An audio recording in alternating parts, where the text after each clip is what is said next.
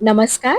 तर आज आपण पाहणार आहोत चिंच गुळातील डाळ पालक. त्यासाठी मी इथे कुकर तापत ठेवलेला आहे.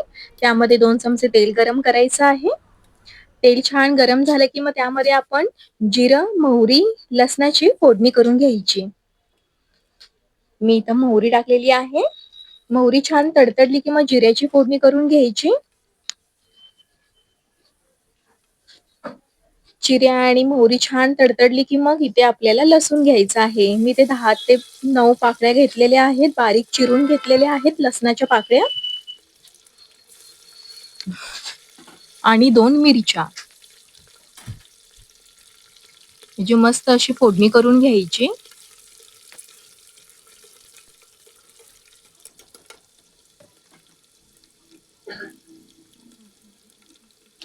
मग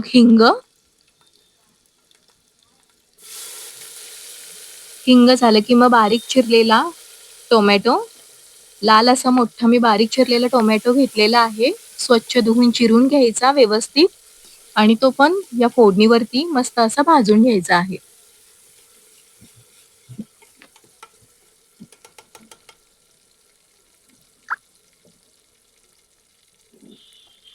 टोमॅटो थोडासा मऊ असा झाला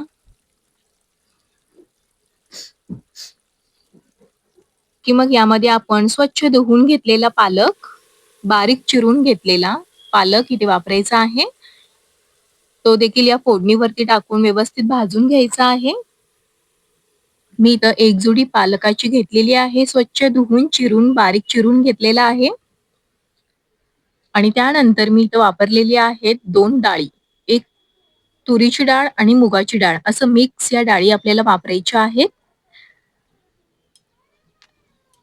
त्या देखील मी इथे अर्धी वाटी मुगाची डाळ आणि अर्धी वाटी तुरीची डाळ वापरली आहे. ती देखील 2-3 वेळा स्वच्छ पाण्याने धुवून इथे वापरलेली आहे. हे सर्व मिश्रण आता तेलावरती व्यवस्थित परतून घ्यायचं. छान परतलं गेलं की थोडं पाणी सुटल्यावर यामध्ये आपण मसाले ऍड करणार आहोत.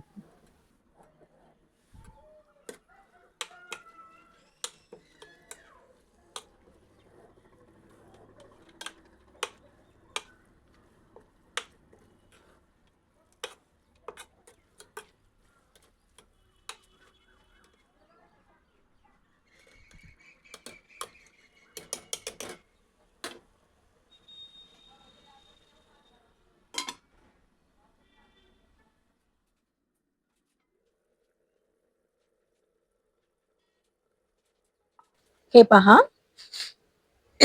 पालकाला पाणी सुटलेलं आहे.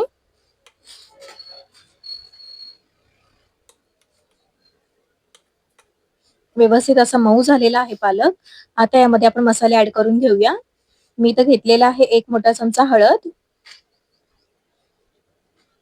मिरची ऍड केलेली आहे, पण चवीसाठी आपण इथे वापरणार आहोत आपला घरगुती वापरात येणारा मसाला.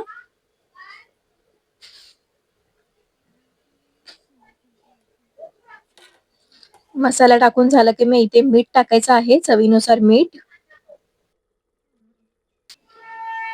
इथं मीठ घ्यायचं आहे चवीप्रमाणे. आणि इथं मी चिंचेचा कोळ घेतलेला आहे. चिंच पाण्यात मी भिजून ठेवली होती. 1 लिंबा एवढी चिंच पाण्यात भिजून ठेवून घ्यायची. आणि इथे गूळ बारीक किसून फोडून घेतलेला मी इथे गूळ देखील वापरलेला आहे. गुळाचं आणि चिंचेचं प्रमाण सारखंच असावं, सेम असावं, कमी जास्त नसावं. लिंबा एवढी चिंच आणि लिंबा एवढाच गूळ आपल्याला इथे वापरायचा आहे. आता हे सर्व व्यवस्थित मिक्स करून घ्यायचं आहे.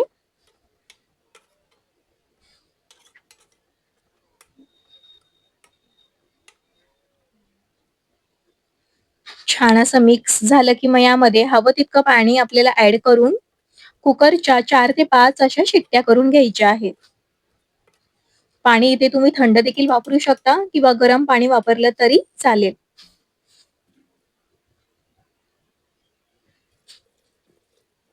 पाण्याचा वापर जास्त करावा. डाळ शिजून घट्ट होते, म्हणून थोडं पातळ आपल्याला ही डाळ पालक करायची आहे, म्हणून पाण्याचा वापर थोडा जास्त असावा.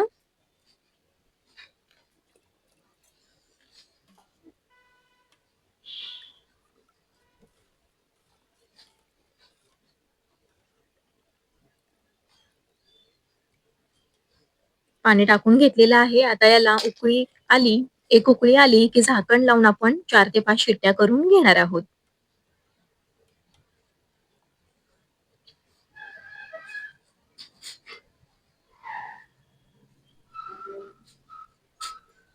उकळी आलेली आहे.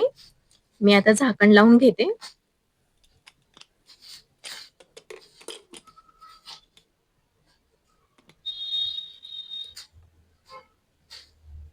4 ते 5 शिट्ट्या आपल्याला आता इथे करून घ्यायच्या आहेत.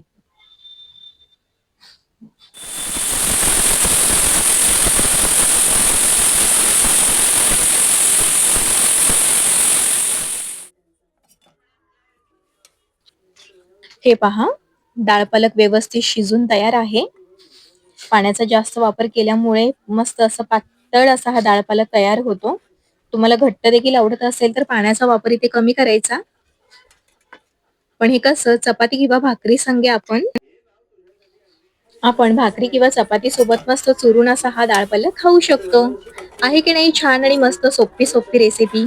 तुम्ही सुद्धा असा डाळ पालक नक्की ट्राय करा. अशा छान छान आणि सोप्या सोप्या रेसिपींसाठी #रुपास कुकिंग अँड ट्रॅव्हलला सबस्क्राईब केल्याशिवाय पुढे जाऊ नका. चलो परत भेटूयाच अशा छानशा रेसिपी सोबत. तोपर्यंत बाय बाय.